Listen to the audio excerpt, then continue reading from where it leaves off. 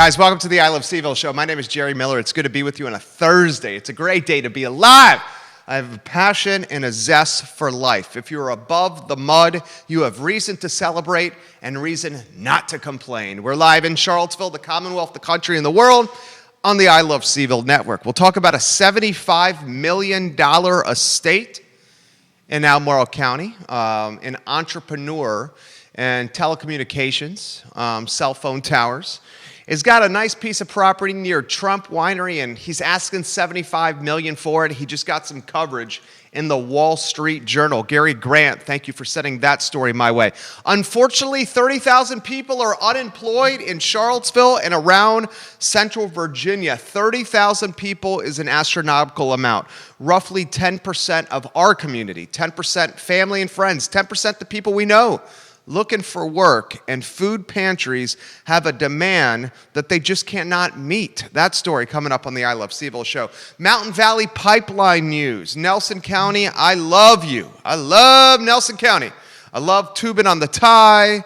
I love spending time in Nelson. We'll talk about the Mountain Valley Pipeline with two gentlemen that are a lot smarter than me on today's broadcast. Russell's going to join us in about 20 minutes on the I Love CVille show. Money Magazine has a new ranking out, and Money Magazine has the University of Virginia, the number 2 value in the United States of America. We'll tell you who number 1 is, and then we'll break down the list and their ranking of the University of Virginia. I want to talk a little Wall Street, some mergers and acquisitions.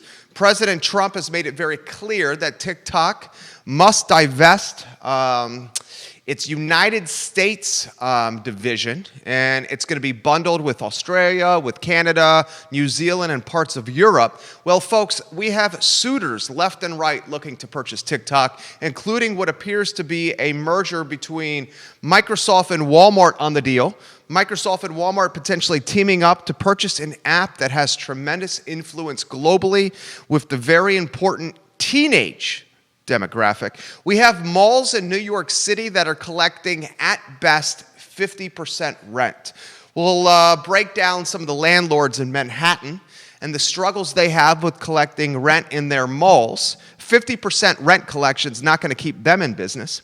And we'll try to extrapolate the challenges New York City malls have with some of the challenges landlords are facing here in Charlottesville, Virginia. I'm going to ask you, what's the best fried chicken in Charlottesville? I have my ranking, and I have an idea. I've tried them all, just about all of them. Frankly speaking, I've tried them all multiple times. And I'm going to let you know some of my favorite fried chicken. I want to hear what your favorite is. One of my neighbors said, Jerry, I know you like those guys over there in Fry Springs, but have you tried that place on West Main?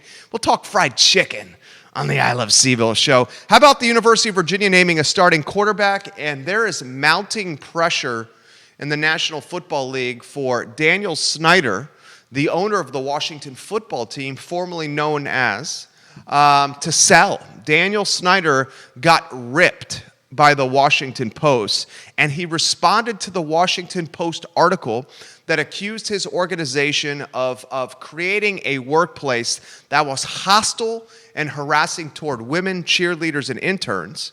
And the Washington Post did a very thorough analysis of this workplace. I am a fan of the Washington football team with a lot of unnamed sources. Well, Daniel Snyder has responded to that Washington Post story, and he straight up called the article a hit piece with an agenda. Wow, we'll break that down. And players are boycotting sports left and right in the United States of America. More on that on the I Love CVille show. We'll give some love to Interstate Pest and Service Companies, truly a home's best friend. Interstate Pest and Service Companies. Guys, for 50 plus years, this business, Interstate Pest and Service Companies, has been proudly serving Charlottesville and Central Virginia. And at 434-295-6565, it's funny, that phone number is literally burned in my head.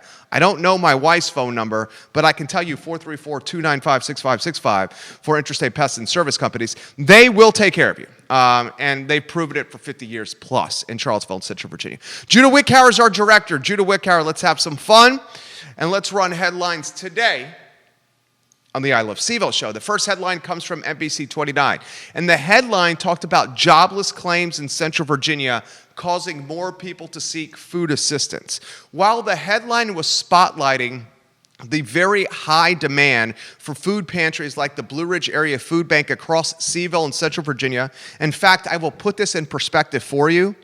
In 2012, the Blue Ridge Area Food Bank served a record high of 120,000 people. This year, they've already surpassed that. In fact, their average monthly is about 136,000 people. That comes from the month of June. So they're breaking records, yearly records, in 1 month. Do you understand what I'm saying? 2012, Food Bank Blue Ridge, 120,000 people needed food. In June alone, that was 136,000.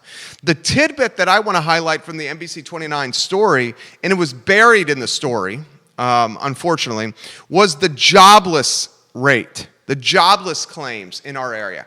Charlottesville and Central Virginia, depending on who you ask, somewhere in the neighborhood of 250 to 300,000 people. That's Charlottesville and Central Virginia, the surrounding counties, Louisa, Orange, Greene, Fluvanna, Madison, Nelson. You get my point.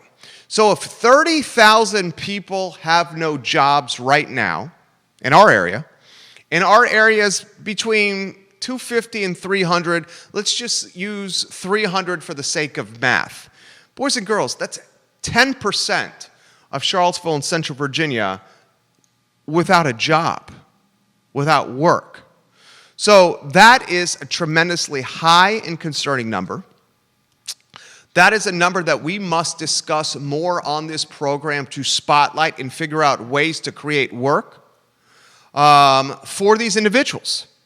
So 30,000 people in Central Virginia without work. I will track the jobless number locally and nationally moving forward to see how it trends. Okay? 2 weeks ago, nationally, the jobless claims dipped below 1 million. First time since the pandemic. This past week, clipped 1 million. Just over 1 million. So it may be stabilizing a bit, and it may be inching in the right direction. But if you don't have work right now, inching in the right direction doesn't mean anything to you. So 30K, keep that number in perspective. We'll follow it each week on the I Love CVille show. The next headline I want to talk about comes from the Wall Street Journal, a good friend of this program, and we've met through the I Love CVille network, frankly, not in person. But this man has a nose for news, and his name is Gary Grant. There's an estate near Trump Winery that is asking $75 million. Now, I'm going to give you some specs from this luxury estate. The telecom entrepreneur Tom Sullivan, he owns an enormous Virginia estate. This estate, among other things, has a 2-lane go-kart track. It has a 180-foot water slide that leads to a lake.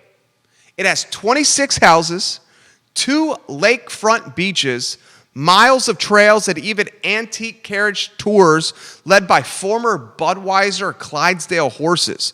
The property requires a staff of 20 people, and after 2 decades, the entire 4,500-acre operation is going on the market for $75 million. That's a heck of a lot of dinero, $75 million. Now that's asking, and it's going to take a certain individual to be able to afford something like this. Not only do you have to pay, an expensive price tag, but the upkeep of an estate like this where you have to employ 20 people, the debt service is quite high. So Sullivan is a guy that's well known in Charlottesville and Albemarle County. Sullivan is a guy that helped develop Mount Ida, the barn over at Mount Ida, 2 different wedding venues that are fantastic. I believe he's also the gentleman behind the Mount Ida Tap Room. So he's used his vast wealth and his vast resources to take southern Albemarle County and make this area into something special. There's a neighborhood back there that I personally looked at. My family also personally looked at. I think it's called Turkey Run.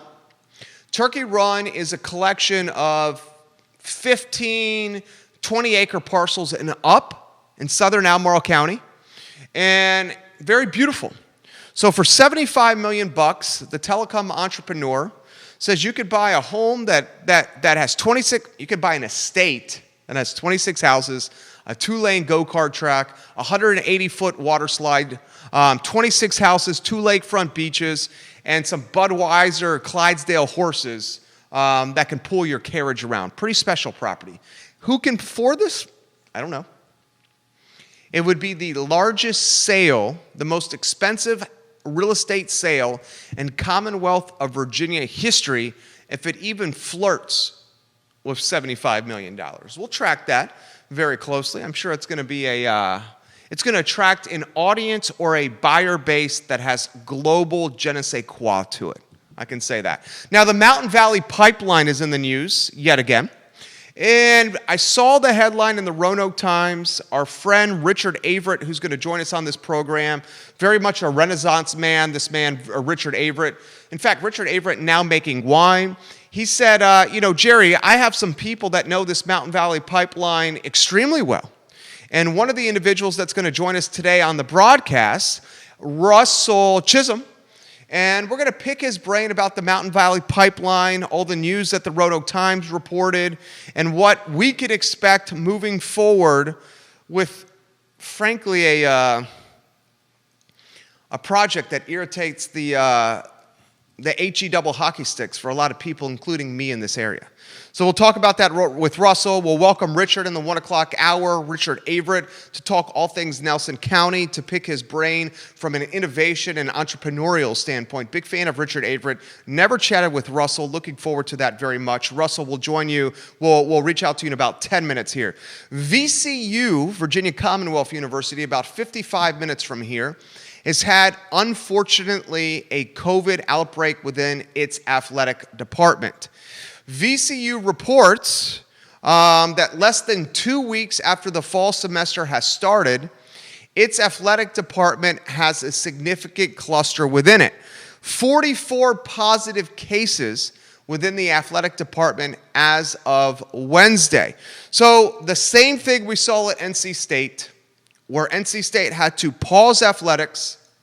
NC State then had to reschedule its matchup with Virginia Tech, the Week 1 opener, and move it to September 26 because of a COVID outbreak.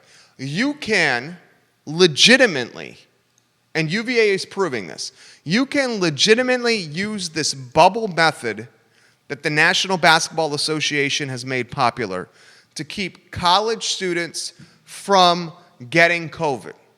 However, what you cannot seem to do is maintain the integrity of the bubble when college students arrive on campus. Less than 2 weeks ago, the students arrived in Richmond at VCU. No surprise, an outbreak in the athletic department as the athletes fraternize and socialize with the students, and the students are not maintaining the bubble mentality that the athletes are. The Wolfpack of NC State, it's the same situation. I'm going to ask it again.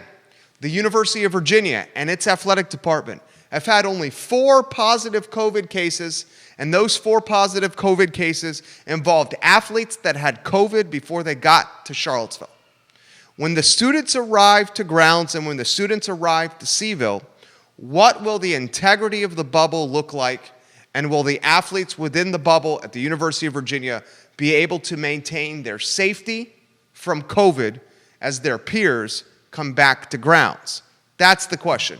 We have 2 proposition bets that we have created here on the I Love CVille network. The first one, virtual classes at UVA. How long will it take the administration at the University of Virginia to go from in-person classes to virtual classes? We have put the over-under on September 30th.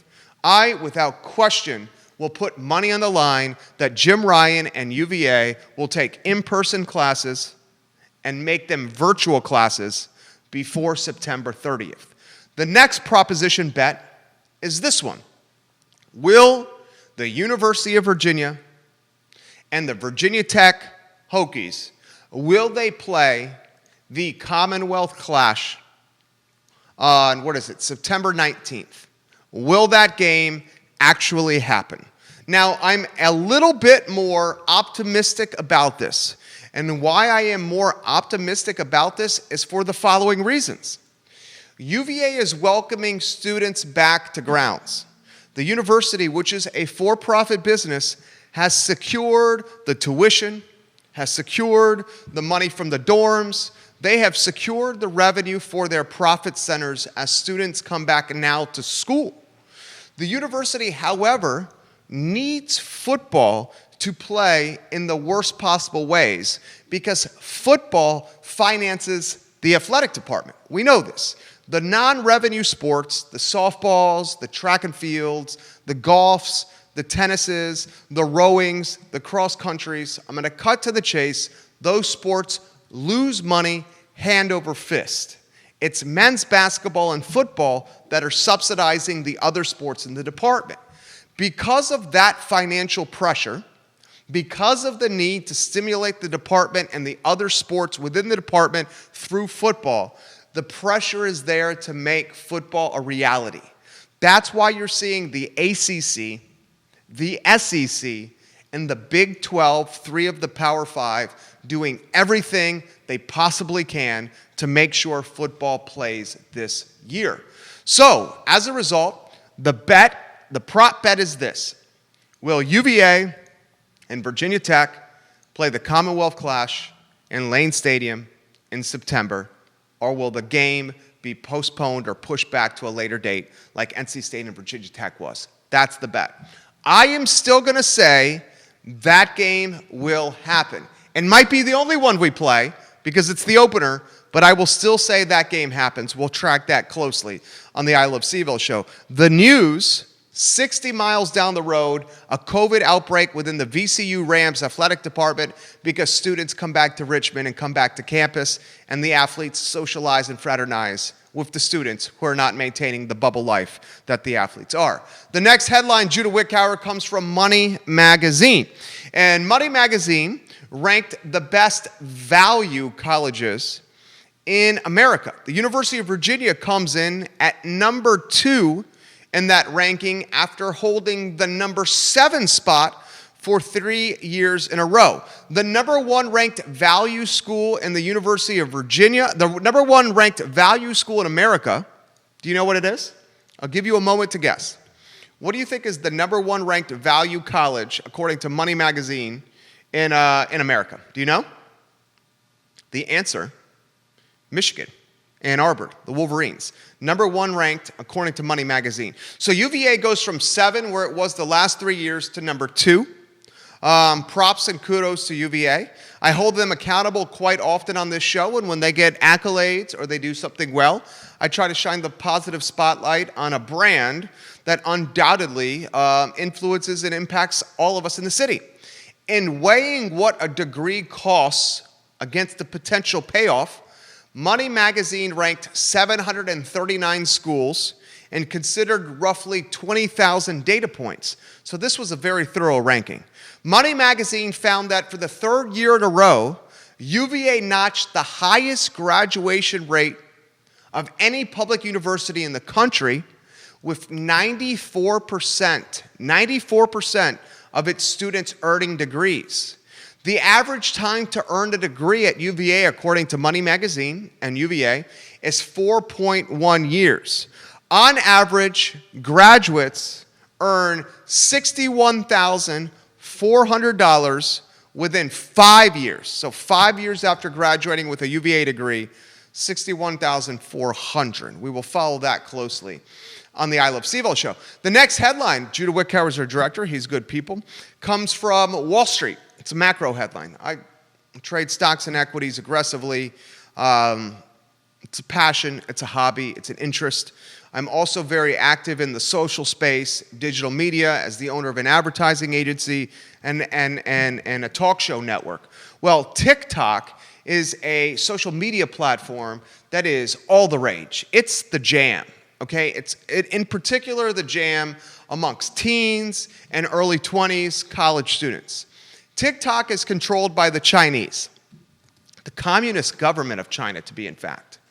Donald Trump, the President of the United States, and the federal government have gone toe-to-toe in a trade war, in a Cold War, with the Chinese government. As a result of this trade Cold War with the communist Chinese government, the U.S. federal government has said, we are going to disallow Tick-Tock in the United States of America. Because of that threat, Tick-Tock's parent company is looking for suitors. It's being courted. It's like a very beautiful 20-something female, very handsome 20-something male.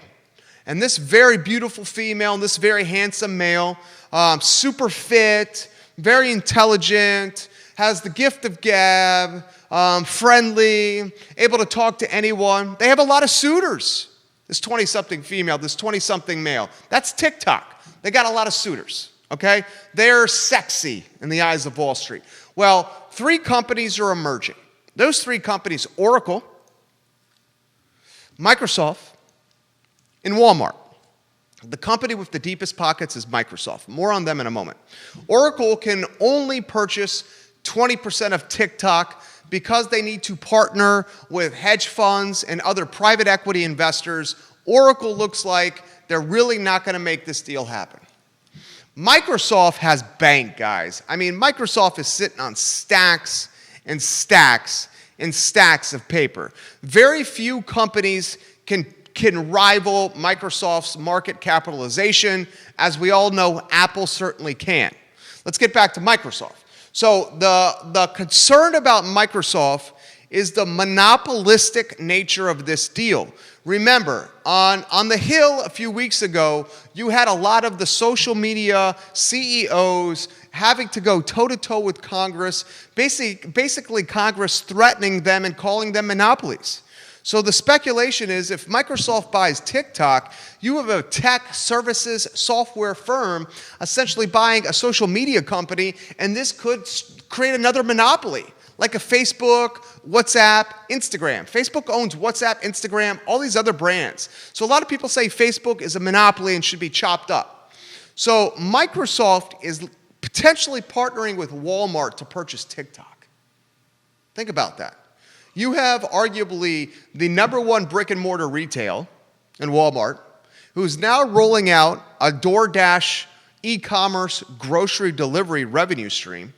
Walmart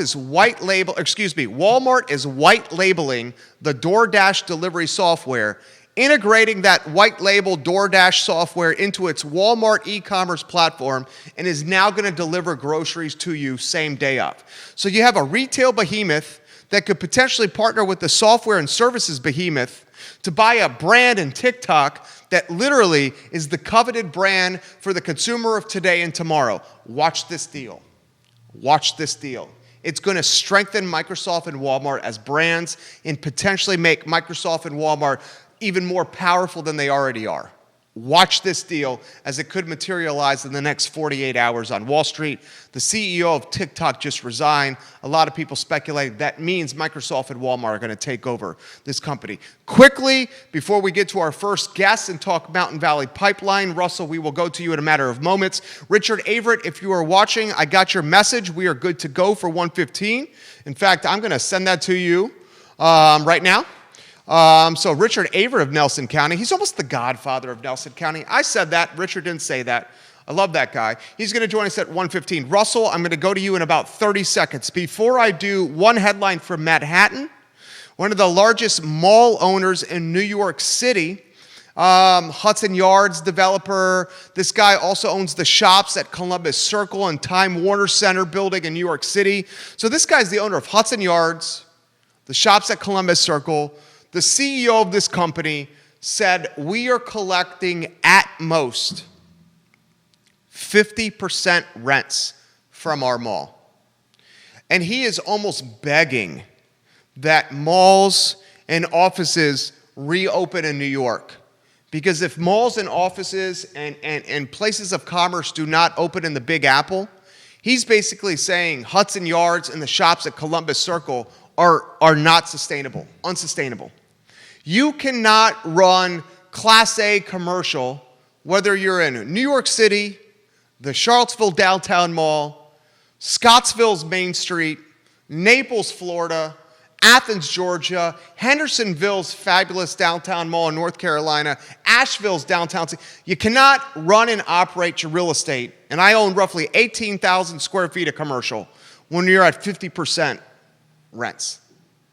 So we'll follow it closely as we see what could be a pretty serious collapse for retail. We told you yesterday that one of the largest real estate moguls in the country said retail is a falling knife that has yet to hit rock bottom. Jude, I'm reaching out to Russell now. In fact, I have Russell on the line. And get that camera on Russell's. Okay, fantastic. That way we can see this handsome gentleman right here with the fantastic beard. Russell, you are live for the world on the I Love CVille network. And I reached out, so this is how we connected. I reached out to Richard Averitt to talk Mountain Valley Pipeline. And he said, you know what? You don't want to talk to me. You want to talk to this dude, Russell. And here we are with Russell live for a lot of folks. All right, before we talk shop, Russell, how about some background on you? Who is Russell? What are you all about? Passions, hobbies, and interests? Well, thanks for having me on. Thanks to Richard for linking us up. We've done some good work over the years together, so I know he knows the issues pretty well. Yeah, I'm Russell Chisholm. I am a resident of Newport, Virginia, down here in Giles County. I coordinate our volunteer-driven construction monitoring program called the Mountain Valley Watch, which is an initiative that our coalition, the Protect Our Water Heritage Rights Coalition, along with some allied groups, got going so that we could do our own, basically, environmental compliance monitoring work. There's not a lot of trust out here in our communities for the regulators that are supposed to be doing this work. And there was a lot of interest from people who live along the Mountain Valley Pipeline route to take matters into our own hands and see what we could learn through that process. So it's a labor of love, but a 7-day, 24/7 type of endeavor at this point with all of the destruction that's happening out there. One of my best buddies, very active in this as well. He lives right off the Tye River in Arrington, Nelson County. And he speaks highly of you and of Richard as well. He's watching now. All right, let me get out of the way. What is the news here in regards to the Mountain Valley Pipeline that everybody is reading in newspapers across the Commonwealth, Russell? Well, the most breaking news is that the builders, the people behind this project, have filed for a 2-year extension of their certificate of convenience and necessity. That's a certificate that is issued by the Federal Energy Regulatory Commission that would expire in October of this year. This project has dragged on for so long, trampling landowners and other folks in our communities. As MVP has had permit after permit yanked out from under them because they and FERC failed to really do their homework. They failed to listen to the people in the communities that described how disastrous this would be for our region.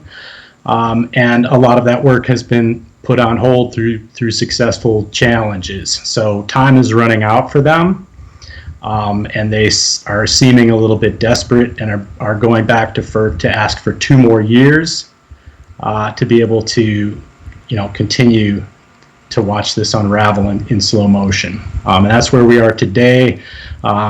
They just recently made that request, for very quickly turned around and has started a 15-day comment period. They just announced that this morning. So that comment period is open, and that's what a lot of our folks, volunteers, landowners, advocates, allied groups will be focusing on is getting those comments in and making sure that extension is not granted. Okay, Russell, I'm hearing in my earpiece that you're a very popular guy. You have a number of states watching you here on the show to hear your perspective on the Mountain Valley Pipeline. All right, so in layman's perspective, you're a lot smarter than I am. In layman's perspective, what does a 2-year extension mean? Will they get this? What is the impact on citizens? Frankly, I'm a libertarian, and if someone came to me and said, I'm going to take part of your land to build something on it that I don't even want on my property, Russell, that would piss me off so much, okay? That would piss me off so much, dude. All right, so what exactly does this mean in layman's terms for us? Well, you're not going to get any disagreement from folks down here in Giles County all along this 303-mile route. Remember, it starts up in West Virginia. About 2/3 of the route is up there, 100 miles or so here in Virginia. And you, like I said, you probably have a lot of people nodding along that have been really put through the ringer with the eminent domain issue. The question in our minds from the outset, when the project was announced, is whether or not there was actually any basis of need for this project. And that supposed need, which is determined by some self-serving contracts among the backers of the project, is what triggers that process of eminent domain and takes things like public land, shared spaces like our national forests, and turns them over to these private corporations.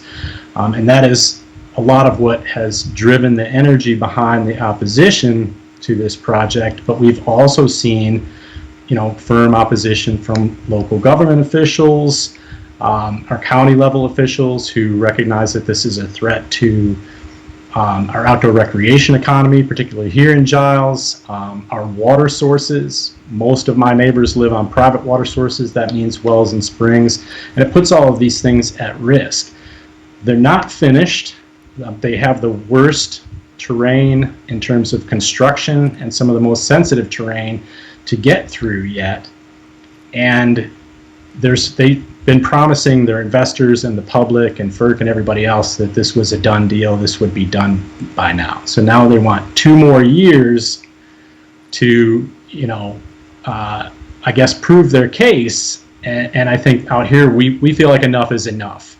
We've seen, they're trying to add on to the project with another disastrous proposal, which is the Mount Valley Pipeline Southgate project, which would extend into North Carolina. And the North Carolina DEQ rightfully said, we don't even see you finishing the mainline project. Why should we subject our residents, our waterways, to the same kinds of harm that we've seen unfold in West Virginia and Virginia? So again, the mantra for me right now has really become enough is enough. I literally was going to say that. Isn't it enough is enough? I mean, good God, this has taken up so much. I mean, can you just speak to the opportunity cost of time here? Yeah, well, the primary thing that's lost in this is, as a nation now, we're all clamoring to move towards different energy sources. So we're in a climate crisis. Let's not forget about what's happening along the Gulf Coast right now as we speak. We're watching Hurricane Laura come in and devastate those communities. Let's not forget about communities of color, low-income communities that bear the brunt of those climate effects, which is a lot of what drives the work behind moving us to a renewable energy future. So why do we take these desperate measures, these self-serving projects even into consideration, continue to rubber stamp them and move them forward while the evidence piles up that this was a bad idea, and they were warned at the beginning that this was a bad idea, particularly for this reason? Because I think it's making some people rich.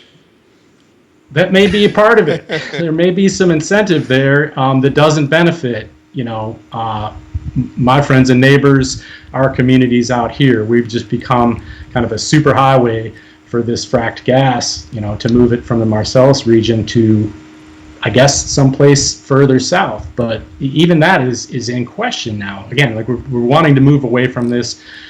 State governments are becoming more active in trying to set these policies and move us away from this. So why do we keep throwing good money after bad, throwing communities and people in the way of these projects and watching them get trampled while everyone downstream gets trampled from those climate effects? So it's a bad scenario all the way around, and it's just time to move past. Does the 2-year extension get granted, do you think? FERC has a pretty bad reputation as rubber stamping requests from the industry. They rarely even ever turn down a pipeline project through the course of their entire existence. So they do that by setting aside all of the informed comments, by not listening to the people on the ground. So this is our opportunity once again to engage in that process, to intervene in that process, and try to make ourselves heard. That is another key focus for our coalition group. Restore that public input, restore the public voice in these massive projects, so that we don't continue to socialize all of the harm and privatize all of the profit. But we just have to move away from that as a failed process. And there's a role for members of Congress in this too. We need our elected officials to step up and have some accountability at the Federal Energy Regulatory Commission, because right now they seem to be only accountable to one audience, and that is the industry. We have Tennessee, North Carolina, West Virginia, the Commonwealth of Virginia watching Russell here on the I Love CVille show. Questions and comments coming in. The one is, are they going to get the 2 years, Russell? I mean, if they do get the 2 years, what happens?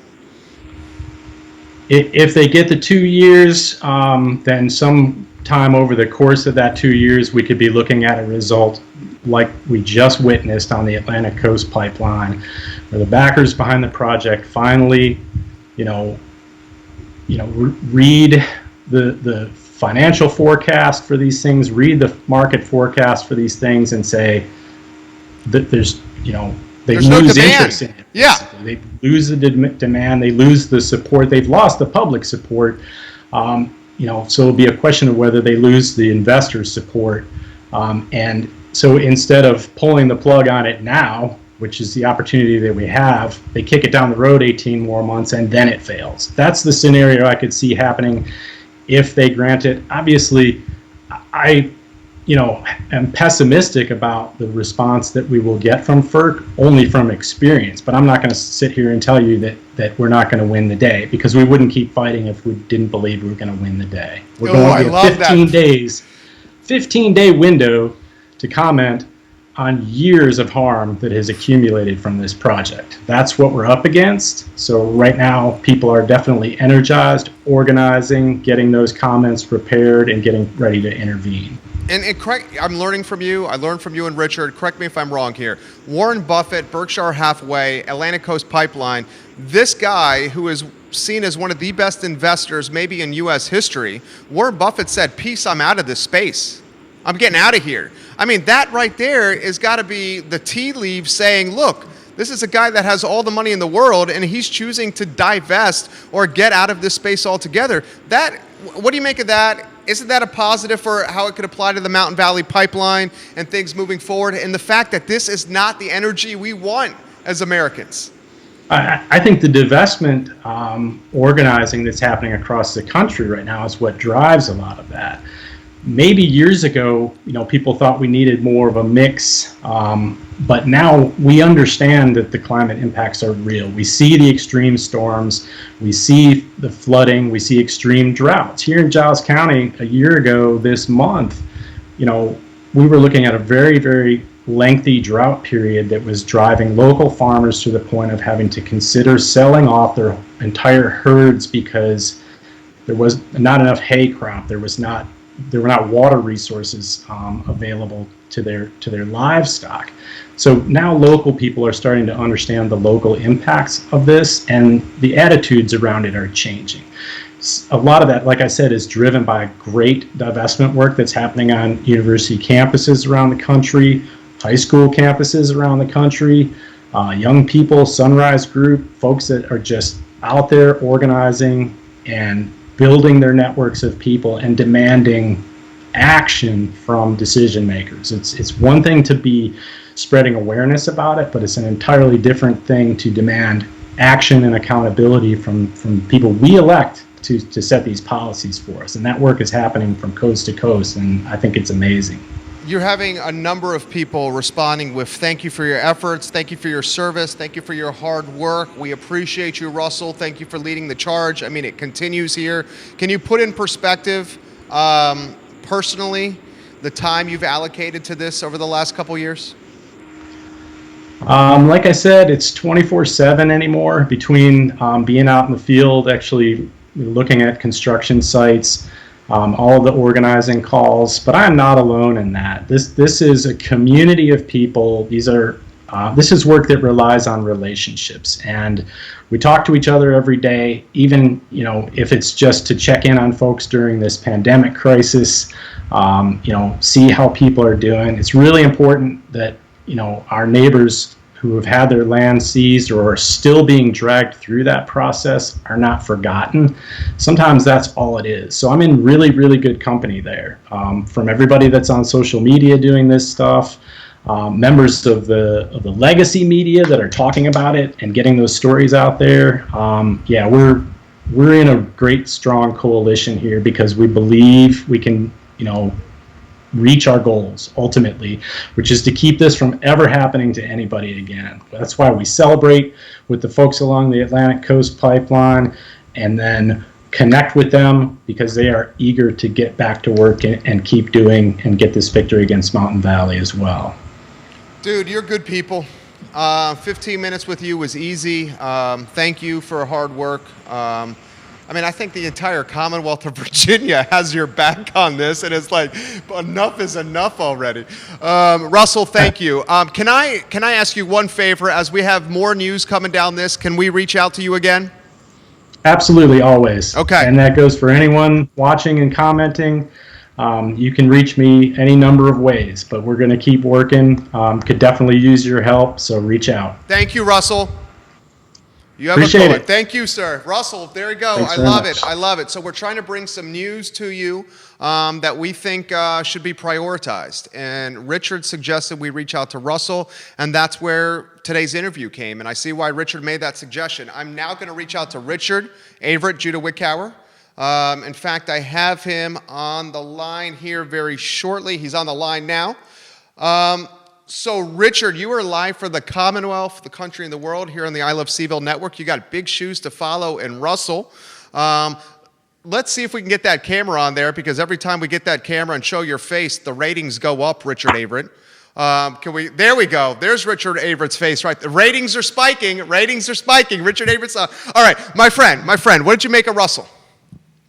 He's fabulous. It's exactly why I wanted Russell to come on and speak about the MVP, because he's far more knowledgeable than I am about it. This has been, his area. And I want you to hear, I'm really grateful for the fact that you're covering this here in Charlottesville and on the I Love CVille show, because I think that it is easy for many of the folks in our area to feel like, okay, we slayed the dragon, we beat the ACP, but the MVP is every bit as unjust, if not more so. They've done far more damage environmentally, and they've been far more harsh on the people in the pathway than the ACP. They sued 300 people for eminent domain all at once, right out the gate. And so it's really important that the citizens in our area lean in with our representatives and with FERC and others to make sure that the MVP meets the same fate as the ACP, because it's every bit as bad. And so I thank you for covering that, and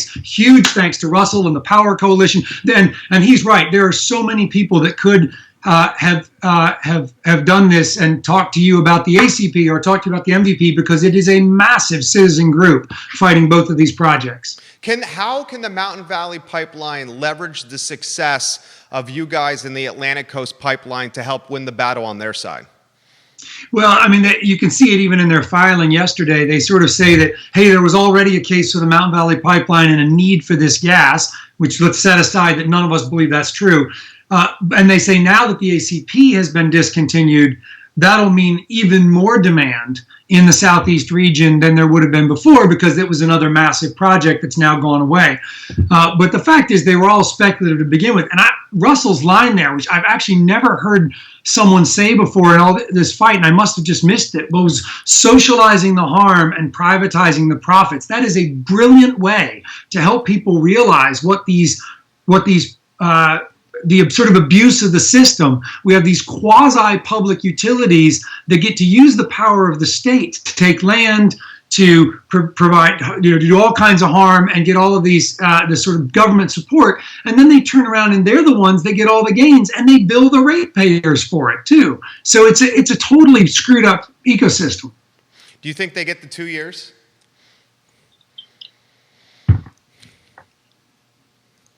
I don't know. I mean,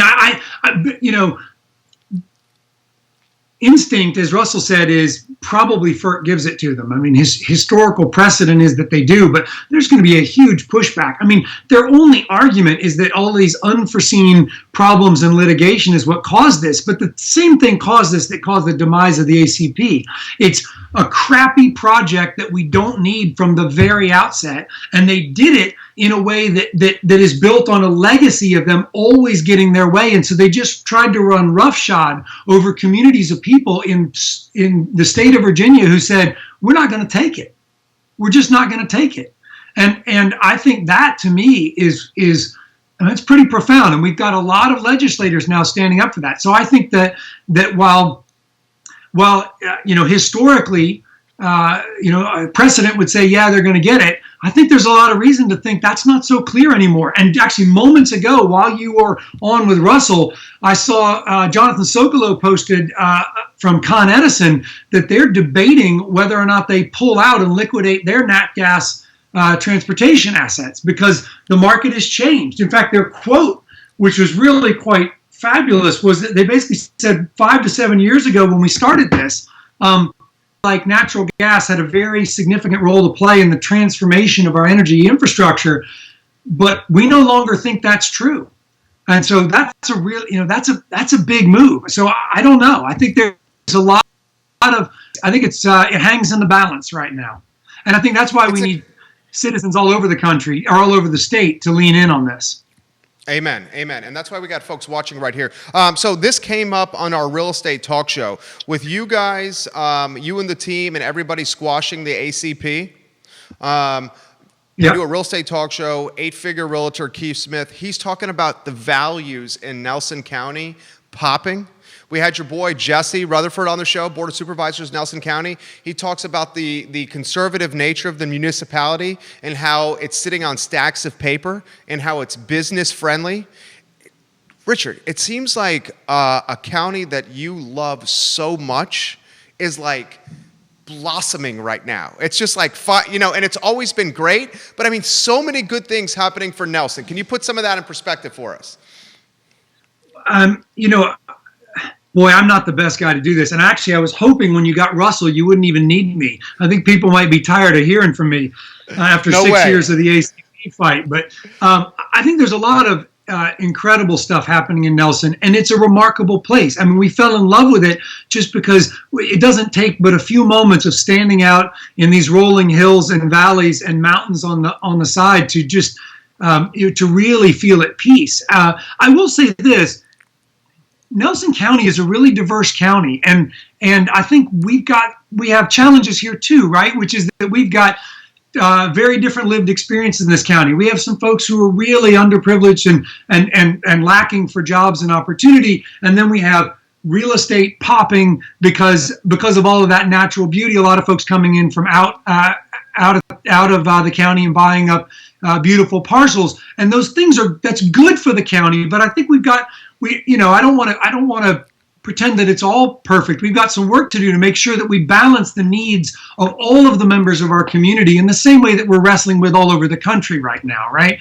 But I think it's definitely a hell of a great place to be, and I think that we have a sort of connection in the community, in the county, that is stronger now after having beat the ACP, certainly than I've ever felt it since I moved here, 17 years ago. Steve Monk has this comment for you. Jerry, thank you for having Russell and Richard on today's show. I live next to the Barrel House, and I love Nelson County with all my heart. Richard is exactly right. We still have many in our county that don't even have access to the internet.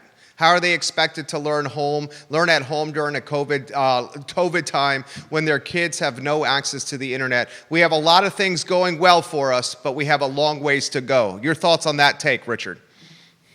Yeah, he's absolutely right. And Jesse, honestly, Jesse is one of the, sort of stalwarts on the commission that really handles this. A lot of his area is speaking to some of these communities that really don't have fiber, that don't have access, that don't have as many jobs. And so, if the community's future, if Nelson's future has a lot to do with a agro-tourism economy, as we're seeing, that has pros and cons to it, right? It's traditionally been an agricultural and logging community. And that means that we've got to transition jobs, and we've got to make sure that the services are provided across the spectrum to all of those folks, because often the tourist economy tends to really benefit the folks who have the resources the most, right? And so I think we got to make sure that we're providing equally across our community. And I have high-speed fiber out here. My internet is faster here in Nelson County than it is in my office in Charlottesville. But that isn't true. Nelson is a huge county, and almost all of it is really rural. And so, the value proposition for providing that same fiber service through Schuyler and Faber and all of these other communities isn't quite the same, and yet we need to make sure that the access is balanced. Nice take right there. Okay, one more question for you. I called you on this show many times, a Renaissance man. I saw you making wine, your first batch of wine on your Facebook page. That looked awesome, dude. You do a lot of stuff. You had ties to Charlottesville. You had ties to the downtown mall at one time. So I'm going to ask you a Charlottesville question here. Dude, have you been downtown recently? Yeah, I was downtown yesterday, actually. I try to work out of my office at least one day a week still to stay connected. I'm gonna get your take on this, man. I've been here 20 years. I think you've been here longer than me. I've never seen vacancies like this, foot traffic like this. We're not sure what the students are gonna do, whether they come back or go virtual. Richard, we're not sure if we're gonna have a college football season. I mean, we know what that's gonna do to the corner. I mean, all right, so you businessman here, close on this. Charlottesville, bullish, bearish, vacancies. I mean, we're positive guys because we're entrepreneurs. We have to be, because we'd be crazy to do this otherwise. Charlottesville, anywhere you want to go on this topic. I'm woefully unqualified to answer this question. But I mean, my instinct, long-term, very bullish on Charlottesville. When our family decided to sort of buy property and move my sister and my sister-in-law and my parents all sort of next to each other and raise our kids next to each other, we looked all over the Southeast, and we fell in love with Charlottesville, and then spent a couple of years trying to find a piece of property we could afford that met all of our desires as a family. And long-term, there's so many spectacular attributes to this community. So we make it in the long run. I think the near term is really about what that looks like, though. I mean, it's going to take a huge community effort. Just like I talked about in Nelson, right? We have a broad diversity of lived experience in Charlottesville too. And you and I've talked about that before. And the last few years have shown us that we've got a lot of racial and societal healing to deal with in Charlottesville, alongside the economic crisis that we've got. And all of these things are interrelated in a way that I think Charlottesville can tackle, but it's going to take a lot of us. And I think we're going to go through particularly from a business sense, I think they'll go through a period of drought until, as a nation, we figure out how to shift the way we're living to accommodate for our new realities. And I just think there's no way to avoid that. Good take right there. This man has a good way with words. How's the wine? But so the target for the wine, it's supposed to make about 30 bottles. I wasn't as graceful in doing it, so I think I'll end up with about 24. And so the target was to make the bottles worth at least what I paid for the kit that I bought. So that means each bottle now needs to be worth about $7. And I think I might have made it. I might have been successful, but I can tell you, for all of those winemakers in our community, it is a massively humbling experience. All I had to do is follow directions, and it's not easy to make it come out right. God bless, all of the folks around us at Averitt and Cardinal Point and everywhere else, right? Doing this professionally. I didn't even have to do the farming part, right? I mean, it's an incredible thing, a great COVID experiment, but I set the bar pretty low for what my expectations were. Was that your wife filming when you were pouring them into the bottles? That was a great video. Yeah. Dude, I enjoy chatting with you. Thank you for setting it up with Russell. And thank you so much Yeah. for your intellect and your time, Richard. Well, likewise. Thanks for covering all this great stuff. Everybody get out there and fight that MVP. We need to take care of our friends just south of us. Amen, brother. You have a good one, Richard. Take care. Bye. Thanks. Love that guy. You too. Good interviews right there, Judah. And thank you for Richard for setting those up.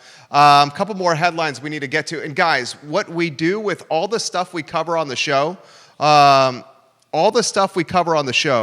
we include on ilovecville.com.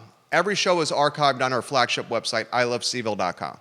And when you click one of the shows, you will see all the articles, the links to the stories that we're covering. So if you want to get more education, or if you want to, unpack it and dig deeper into the story, go to the website, ilovecville.com, and click the show you liked and read the knowledge behind the shows and what the folks we're chatting with are talking about. Comments coming in. We'll get to your comments here in a matter of moments. Put your comments in the comment section. The ones that are coming in here on Instagram, LinkedIn, Twitter, and email, I'm going to get to those here. I'll get to the comments in the Facebook section as well. If you have comments, put them in the Facebook section.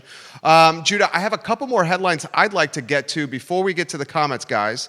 And headlines that I think we need to discuss. If we could go to Charlottesville, and if we can go to Bronco Mendenhall's football team, he has named a starting quarterback in Brennan Armstrong. And here's a tidbit for you. Brennan Armstrong, the first left-handed starting quarterback at the University of Virginia since 2009. Do you remember who the Southpaw quarterback was? The left-handed quarterback in 2009 who started for UVA? I'll give you a moment to think about it. And the last left-hander to start under center at Scott Stadium for the University of Virginia, 2009. Who was it? Jameel Sewell.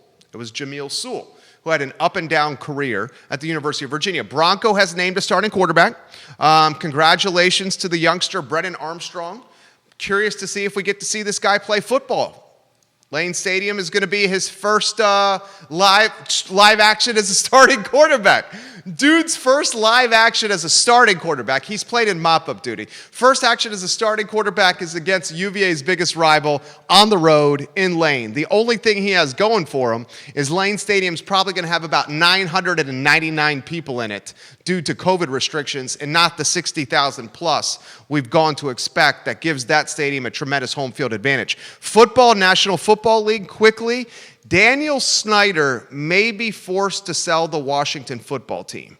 The Washington Post earlier this week did a thorough story quoting a number of unnamed sources and a number of named sources about the unhealthy work atmosphere for the Washington football team. They talked about hostility, harassment, just a icky place to work if you're a female, and what appeared to be almost like a fraternity or locker room type of corporate environment. So the Post quotes a lot of unnamed people. Now Daniel Snyder responds. Literally, Daniel Snyder responded last night with a 6-paragraph release in regards to the Washington Post story. Snyder called the story straight up a hit piece on me with an agenda.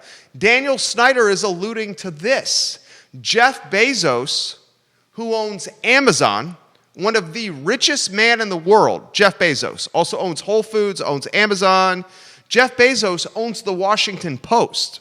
So Snyder is alluding this hit piece from the Washington Post, owned by Jeff Bezos, has an agenda because Bezos wants to own and buy an NFL football team. And the scuttlebutt is Bezos wants Washington. So Snyder says this is a hit piece by an owner who has an agenda to get me out of the front office as owner. And I'm not going to do it.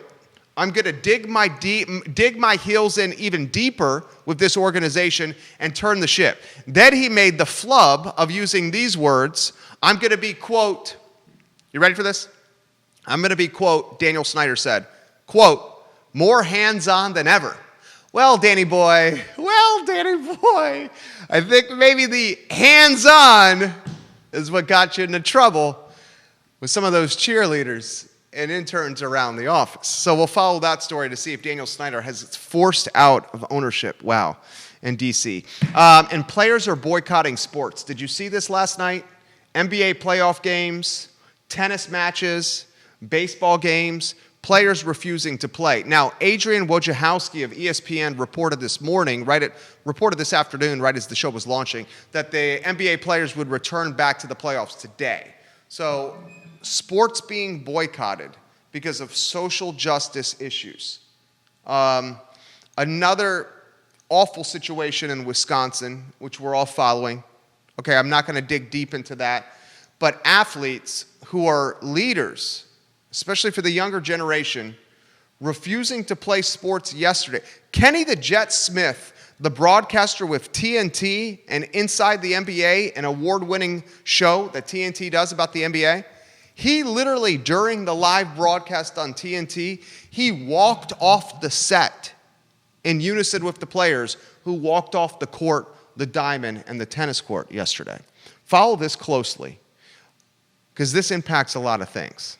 A lot of things. We'll get to comments. Put your comments in the Facebook page, then we'll get to Miller's Minute.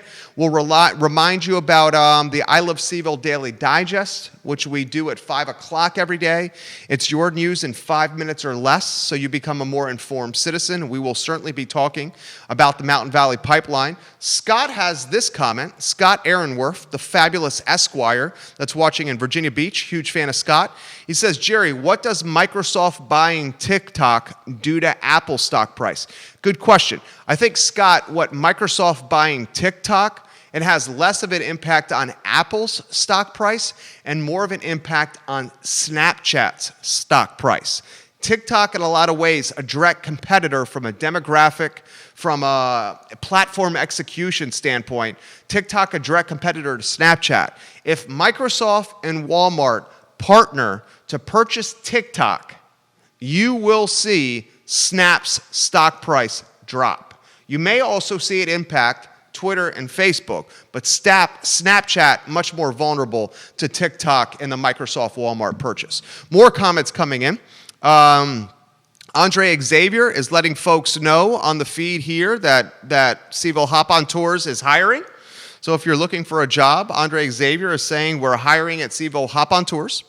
Bob Shada, good friend of the show, has a comment. Bob Shada says, Virginia lottery profits are handed over to the State Department of Education to fund schools in the Commonwealth. The money has been seen as extra dollars on top of what the state gives, but educators say it's filling in the gaps where the state funding is lacking. The above is from the Virginia Lottery. There needs to be an audit on where this money is really going. Every house in the state should have fiber internet based on the revenue from the library by now. Dude, I cannot agree with you more. And in fact, I've said many times on this show, I'm compelled to run for public office. If it was not for my wife and I having a fantastic little boy who is 2 years old, I think I would probably have done this already. And one of the platforms that I would run on, in fact, I'm trying to call this up now on the screen. You know what? We'll talk more about that tomorrow. One of the platforms I would run on is the need for ubiquitous internet for everyone across the 5th District. The need for ubiquitous internet for everyone in Albemarle County. I mean, do you understand that there are parts of Albemarle County that don't have internet access? Guys, we're heading into a world, we're going down a path in this world where the need and the reliance on internet and reliable internet will become more important than less important. And we have some students, the next generation, that are learning on fiber through Ting. And we have some students, the next generation, who literally have to wait for their mom, their dad, or someone that they can count on to put them in a car where they can get a work-issued iPad or tablet, and they take that school-issued tablet or iPad to a hotspot within Albemarle County and within Nelson County, and they download all the material from the hotspot onto their school-issued tablet, and then take that school-issued tablet to home where then they learn. Now, how is that democratic? How's that fair? Of course that's going to create and further the generational gap. If kids, some that have means and resources, have internet that moves faster than we can ever imagine, and other kids, many of them children of color, do not have access to internet and have to get in tin cans and drive half hour to 45 minutes to school-issued hotspots where they download material and then go back and learn at their house. That's not fair. That's why when I do run for public office, that will undoubtedly be part of my platform. Other headlines coming in. Jerry, I love your show. Thank you very much for offering perspective on the Mountain Valley Pipeline. And I would hope all of us that are in this fight for the MVP can take from some of the successes the Atlantic Coast Pipeline has enjoyed and apply it to our efforts. We'll follow that closely today and moving forward on the I Love CVille network. Thank you very much for that comment. Keith Smith is watching. Hello, Keith Smith. Andy Wilfong says, will the wedding venues be included with the sale? That's a good question, Andy. I was wondering the same. So Andy Wilfong is asking the telecom entrepreneur, Tom Sullivan, has a piece of property in Albemarle County, southern Albemarle County, now on the market for $75 million. The Wall Street Journal just did a write-up on it. And he's got two phenomenal wedding venues in Mount Ida. And what's the other one called? It's called The Barn, right? Is it the other one called The Barn? My wife and I looked at this. We didn't choose these two spots, but we looked at it. Can somebody help me here? There's the original spot, and then they built a new spot, The Barn. So I don't know if the wedding venues are included. I mean, those wedding venues are phenomenal. It did say there were 26 pieces of property within that $75 million ask. It did say there was a 2-lane go-kart track. How dope is that? This guy's got so much bank, he built a 2-lane go-kart track for himself on the property. That's pretty dope. He's got a water slide. I mean, that's pretty dope, right? So I don't know. I'll see if I can figure that out, Andy. I was wondering the same. That's a really good question. Put that headline back on screen. Do you have that, Judah? Yep. That's on screen now? Let's see. Excuse me. The Lodge. Thank you, Lauren. You're the best. The other wedding venue is called The Lodge. So you got The Lodge and The Barn, right? Is that right? Thank you. The Lodge. Aaron King just said it too. I love you, Aaron King. God, the power of social media when used for the good. Aaron King from Feast just jumped in with Lauren saying it's The Lodge.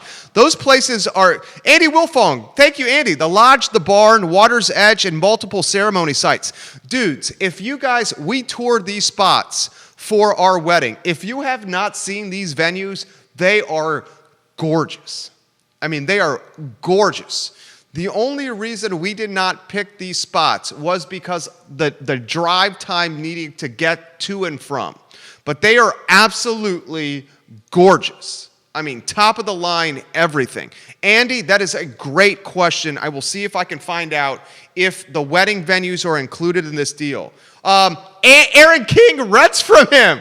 Aaron King rents from Tom Sullivan. Okay, Aaron King, I wish I could patch you through somehow. Aaron, so Aaron is the marketing director and are you the marketing director? Are you the catering coordinator for Feast, Aaron? She's a big time head honcho for Feast. She's A+ people. I love Aaron King. So Aaron, do you know if the wedding venues are included? Are the wedding venues included in the $75 million ask? The tasting room, Barbara Lundgren says, the tasting room is bona fide, okay? If you're looking for something to do during COVID and you have kids, go out to the Mount Ida tasting room. Why I like the tasting room is because they have wine and beer, okay? It's both options, and they have really good food. The prosciutto pizza is banging at the tap room. Aaron, or anybody, are the wedding venues are included, Aaron? They are included? That is? Oh my goodness gracious. This is a big time deal. Aaron, should we Skype you right now? Are you on Skype, Aaron? I would love to Skype you into the broadcast. This is a shot in the dark that this works, that she's in the broadcast. I'm going to try to reach out to Aaron King. The wedding venues included in this $75 million deal, you can see why this price tag is $75 million now. You can see why he's asking 75 mil. It's not just land, but it's multiple businesses that are being included. Thank you for that knowledge, EK. You know I love you on this broadcast and on this show. Worked with that lady many times, Erin King.